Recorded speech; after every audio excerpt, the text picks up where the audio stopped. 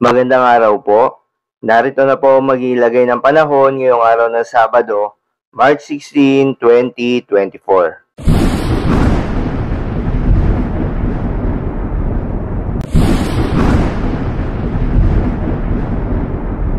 Sa kasalukuyan nga tayo sa pag-asa, itong northeast monsoon o hanging amihan ay patuloy pa ring umiiral sa northern Luzon.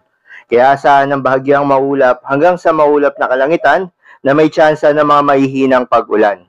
Samantala itong easterlies o yung mainit na hangin galing sa karagatang Pasipiko ang patuloy namang nakakaapekto sa nalalabing bahagi ng Luzon, Visayas at Mindanao.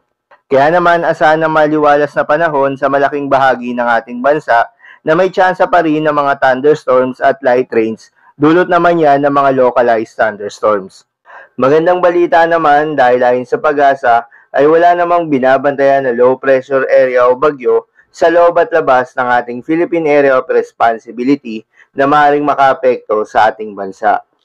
Ngayong araw nga ng Sabado ay asahan sa Ilocos Region, Cordillera Administrative Region at Cagayan Valley ang bahagyang maulap hanggang sa maulap na kalangitan na may kalat-kalat na mahihinang pag-ulan. Dulot yan ng northeast monsoon.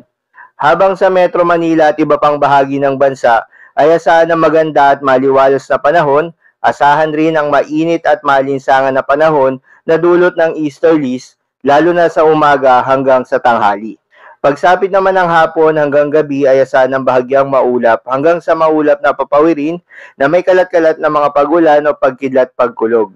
Dulot naman yan ng mga localized thunderstorms. Posible ang mga pagbaha o pagguho ng lupa during severe thunderstorms.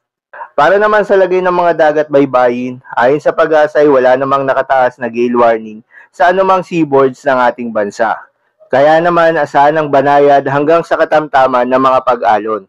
Malaya namang makakapamalaot yung mga kababayan nating mangingisda at yung may mga maliliit na sasakyang pandagat. So, lamang po para sa lagay ng panahon ngayong araw ng Sabado. Keep safe everyone.